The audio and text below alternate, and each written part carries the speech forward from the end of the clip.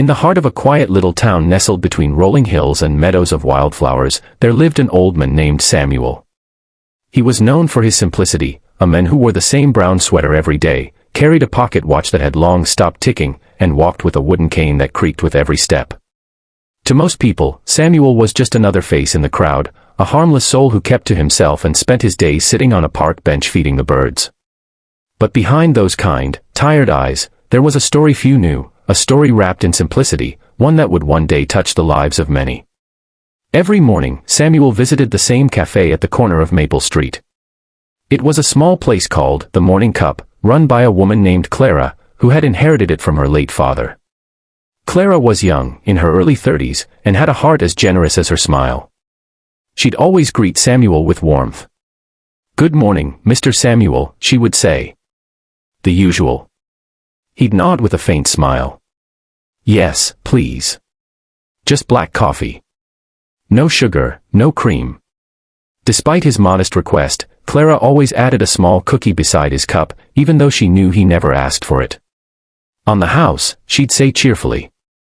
Samuel would simply thank her and sit by the window, watching the world go by, children rushing to school, shopkeepers lifting their shutters, and the elderly walking their dogs.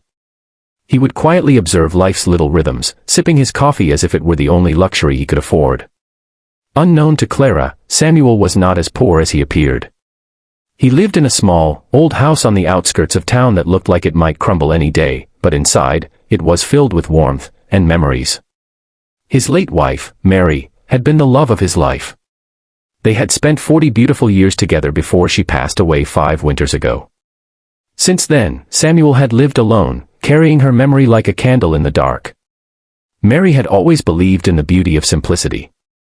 "The best things in life aren't the ones that shine," she used to say. "They're the ones that feel, a warm meal, a shared smile, a kind word." Samuel never forgot that. One chilly December morning, the town was abuzz with the spirit of Christmas. The cafe was decorated with lights and ornaments, and laughter filled the air. Clara, though cheerful, seemed more tired than usual. The cafe wasn't doing well. With rising costs and fewer customers, she struggled to keep it open.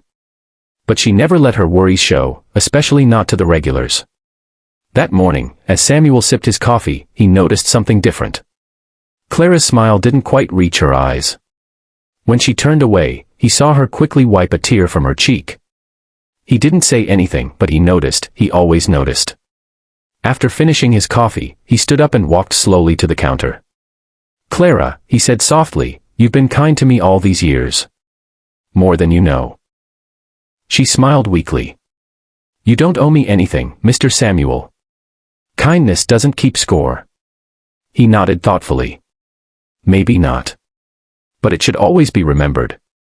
That evening, Samuel went home, sat by the old wooden table where he and Mary used to eat dinner, and opened a small chest that had been gathering dust under his bed.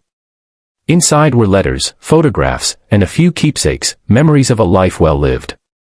Among them was a small pouch of coins and an envelope containing a few savings he had kept for emergencies. He stared at them for a long moment before whispering to the framed photograph of Mary, "You always said kindness multiplies when given. Maybe it's time to see that happen again." The next morning, Samuel went to the local post office and mailed a small brown package, carefully wrapped in plain paper, tied with a string, and addressed to the Morning Cup Cafe. There was no name written in the sender's section, only a note inside that read, "Some gifts come wrapped in simplicity. Use this to keep your kindness alive. A friend." Inside the package was $10,000 in cash. When Clara received the parcel later that day, she was puzzled. She tore open the wrapping and gasped when she saw the money. Her hands trembled as she read the note, her eyes filling with tears. "A friend," she whispered. She had no idea who it could be. For days, she tried to figure it out.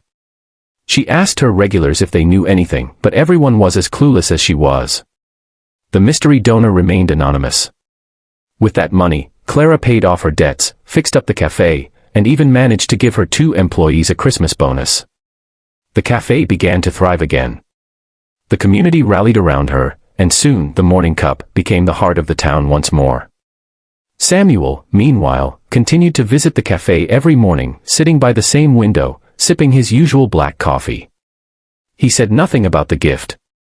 He only smiled quietly when he saw how full the cafe had become again, laughter, warmth, and hope filling the air once more. But the story didn't end there. One snowy evening, a few weeks later, Samuel didn't come to the cafe. Clara found it unusual. He never missed a day. When he didn't show up the next morning either, worry tugged at her heart. She decided to visit his house. The small cottage was quiet. She knocked several times, but there was no answer.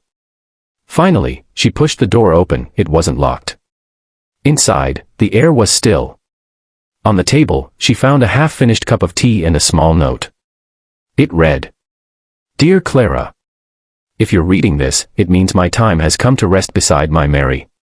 Please don't be sad. My days were long and full, and your kindness was one of the brightest parts of them. You reminded me that the world still has gentle hearts. Keep giving, not because people deserve it, but because it makes life worth living. With gratitude.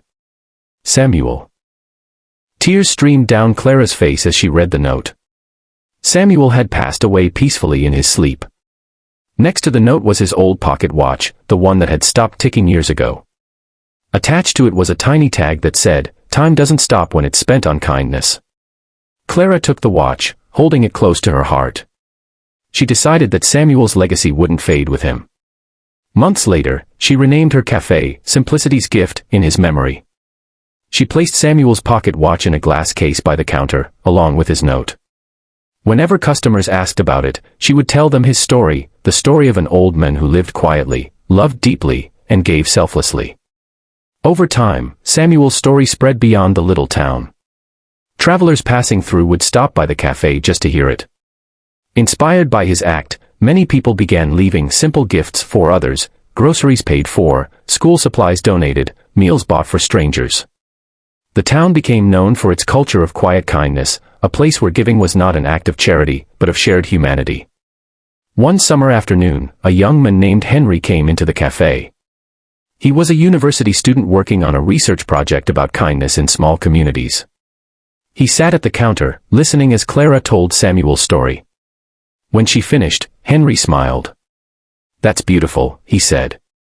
"It's strange, though, I feel like I've heard of him before. My grandmother used to talk about a man named Samuel who helped her when she was a girl. She said he gave her a meal when she had nothing." Clara's eyes softened. "Then maybe kindness really does echo," she said. Years passed, and the cafe remained a beacon of warmth and compassion. On Christmas Eve each year, Clara hosted what she called Samuel's Supper, a free meal for anyone who needed it. People from all walks of life came, sharing food, stories, and laughter. And each year, on that night, Clara would light a single candle by the window, the seat where Samuel once sat, to remind everyone that even the smallest act of kindness can light the darkest corners of the world. One evening, as the cafe buzzed with laughter and music, a little girl approached the counter. She couldn't have been more than 6. She tugged at Clara's apron and held out a small, wrinkled dollar bill.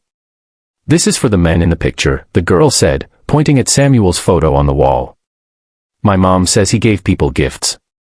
I want to give one too." Clara knelt down, smiling through tears. "That's the most beautiful gift anyone could give," she whispered. As the girl ran off to play, Clara looked around the cafe, at the glowing faces, the shared meals, the quiet moments of love. It was then she realized, Samuel's gift had never really been about the money. It was about something far greater, a reminder that kindness, when wrapped in simplicity, can change the course of countless lives. The candle by the window flickered softly that night, as if Samuel himself were smiling down. And outside, as snow began to fall, the little town glowed with warmth, the kind that could only come from hearts that remembered what truly mattered. For in the end, it wasn't the size of the gift that made the difference. It was the love it carried. Wrapped so simply in the quiet generosity of a kind man named Samuel.